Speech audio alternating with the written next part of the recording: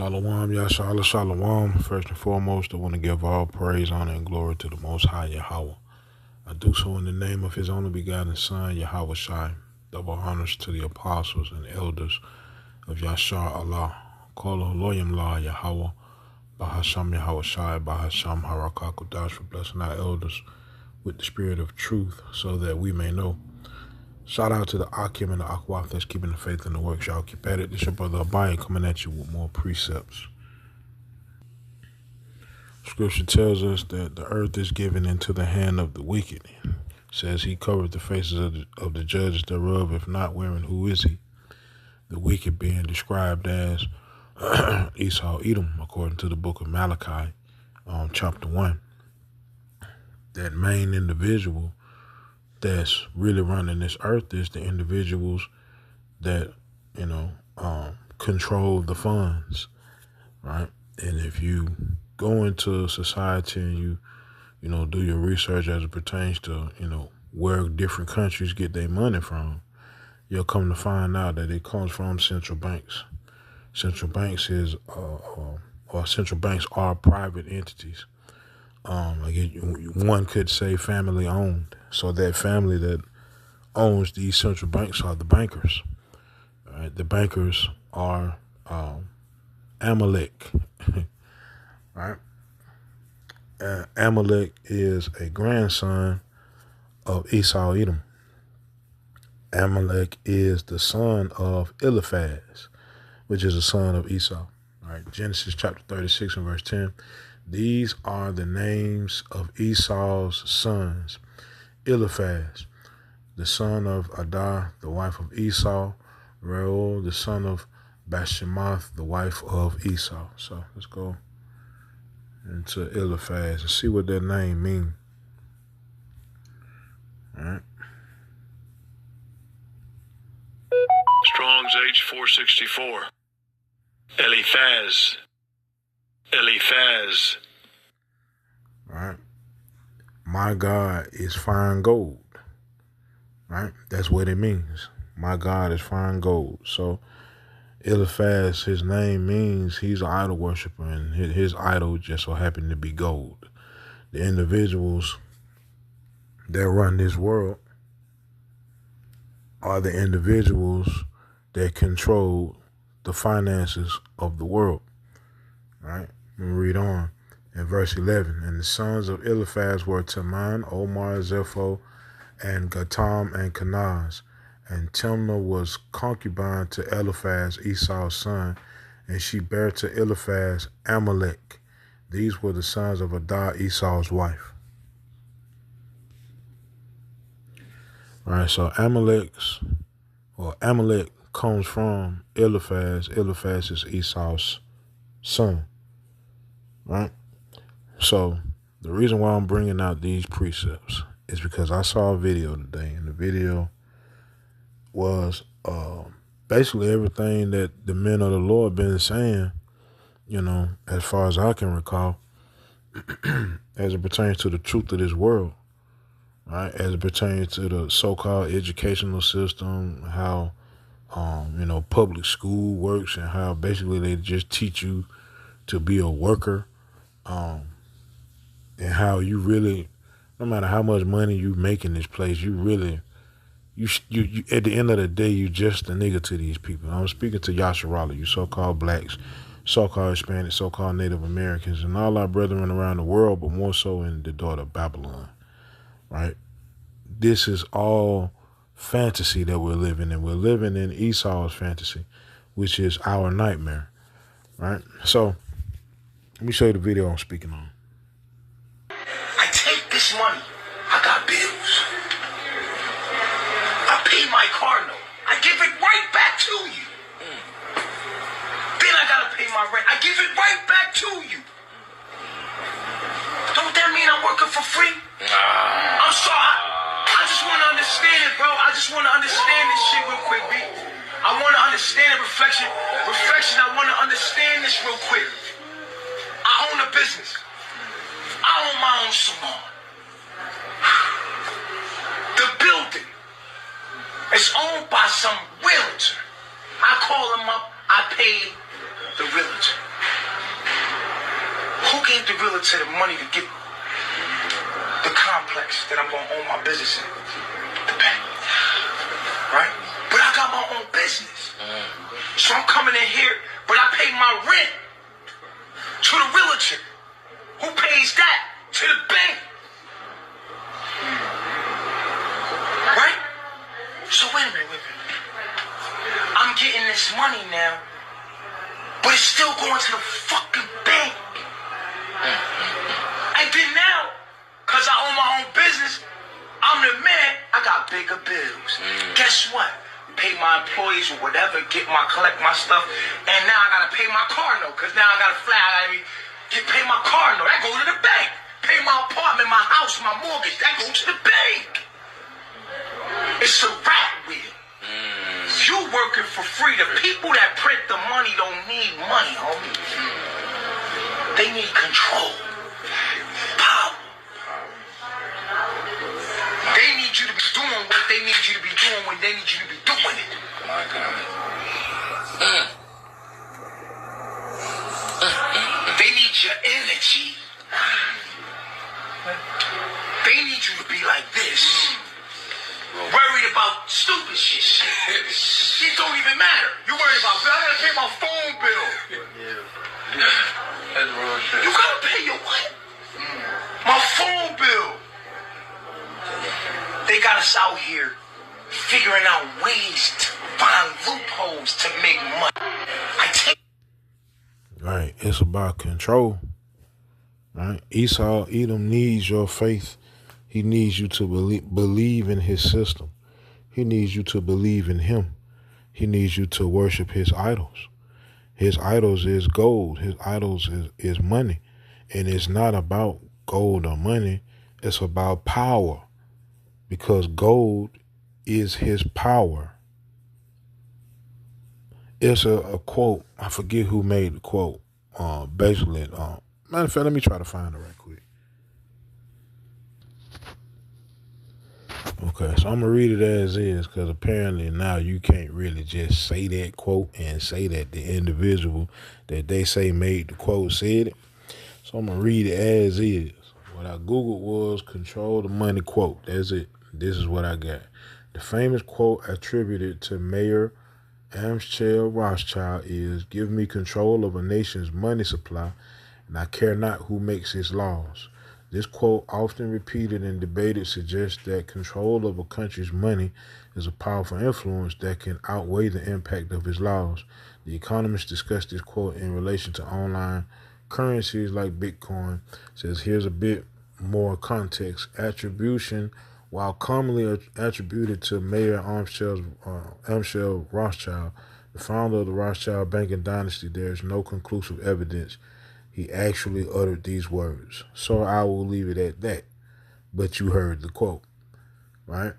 It says, meaning the quote implies that control of the money supply grants significant power, potentially influencing the direction of a nation's policies and laws. Do with that what you will, right? Because we understand this quote, I don't know where it started from, but we all know it. Money talk, bullshit walk. Right? Whoever controls them funds get things done. Everything else is just everything else. Right? But at the end of the day, Esau Edom wants you believing in him. He wants you believing in his system. And he wants you believing and really sacrificing yourself for that gold, for that money, for those funds. Right? Let me see. Let me go to Romans. So, 1 second. Romans chapter 1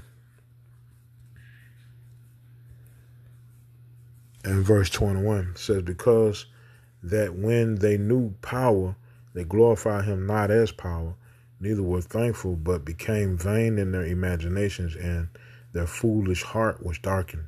Professing themselves to be wise, they became fools, and changed the glory of the uncorruptible power unto an image made like to a corruptible man, and to birds and four-footed beasts and creeping things.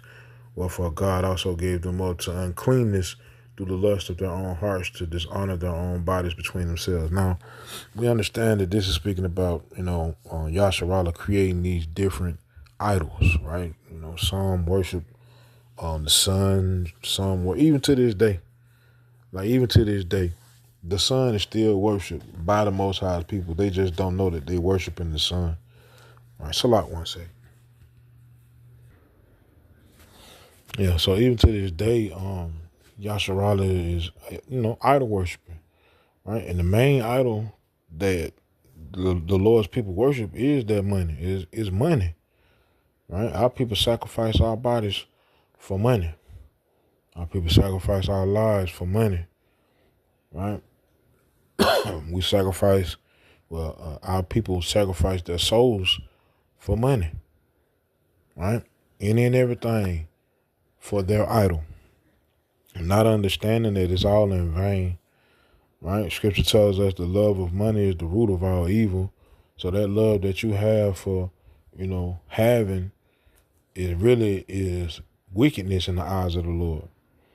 Money has a purpose. Scripture tells us money answereth all things, and it also says money is a defense. But that's just meaning it's a tool to get you what you need. That's it, and that's all. And that's all the Lord allowed it to be created for, period. Right? Or that's the purpose of it. But it was also created as a stumbling block, because we've read in in the scriptures where the Lord creates stumbling blocks for the 2/3 of the Most High's people. Right? So, in all actuality, we are supposed to be sacrificing our bodies and sacrificing our time and ourselves to the Lord. Right? It says in the book of Romans, chapter 12 and verse 1, I beseech you therefore, brethren, by the mercies of power, that ye present your bodies a living sacrifice, wholly acceptable unto power, which is your reasonable service. Right? That's what we're supposed to sacrifice our bodies to, is the Lord. Our scripture tells us our body is a temple. Right? But this world wants us to sacrifice our bodies for money. Right? Think about it. Like listen to what bro said in that video. Right? We do all we can to get money to be able to do this, that, and the third. But at the end of the day, right, the average individual, you working really to stay broke.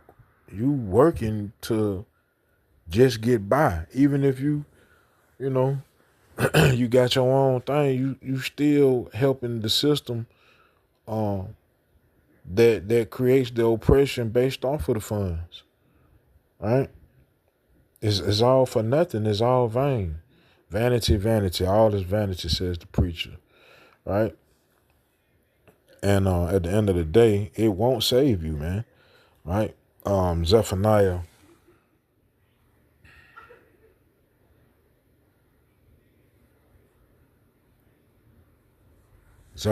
chapter 1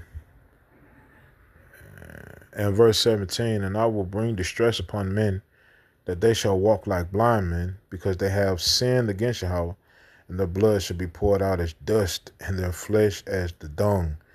Neither their silver nor their gold shall be able to deliver them in the day of Yahweh's wrath, but the whole land shall be devoured by the fire of his jealousy, for he shall make even a speedy riddance of all them that dwell in the land. The Lord is saying that money that you sacrificing your body for day in and day out, that money that you say is more important than you doing the work of the Lord saying that's not going to save you in that day. Right? Let me go to Jeremiah 2. Jeremiah chapter 2 and verse 28, but where are thy gods that thou hast made thee? Let them arise if they can save thee in the time of thy trouble. For according to the number of thy cities are thy gods, O Judah. The Lord said, okay, you want to do all this sacrificing for the money, man? What is it? Get rich or die trying, right? For the love of money. You want to do all this for that bread? Let that bread save you in the day of my wrath, so you can fully understand all of that. This whole life we've been living, man. Everything that we stress about, these different jobs, the people that's in our life that bring stress upon us, is all vanity. Right? It's all vain. The main purpose of man. Salah. Ecclesiastes chapter 12 and verse 11. Actually, let me see. Ecclesiastes chapter 12 and verse 13. Let us hear the conclusion of the whole matter. Fear God and keep his commandments. For this is the whole duty of man. This is your purpose of being on this planet, in this flesh. When you're in your spirit form, that's all you do is serve the Lord. But while you here on this earth, the whole purpose of you being is to fear the Lord, be obedient to his word. By you being in this flesh is going to have to deal with this world. But that's why you're supposed to worship power, not gold. Scripture tells us you cannot serve mammon and power. Matter of fact, let me go there right quick. And let me go there in the blue letter. Let me see.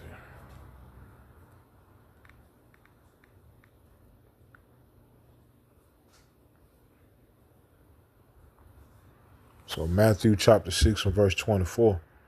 No man can serve two masters, for either he will hate the one and love the other, or else he will hold to the one and despise the other. Ye cannot serve God and mammon. In the NLT, no one can serve two masters, for you will hate one and love the other. You will be devoted to one and despise the other. You cannot serve both God and money. Right? You can't serve them both. If you're going to serve the Lord, the Lord going to provide for you. You got to eat. Right? You got to take care of your family. All this in the scripture, so you're going to have to work. If you don't work, you don't eat. If you don't take care of your family, you consider worse than an infidel. You have to do these things, but that's not to be worshiped.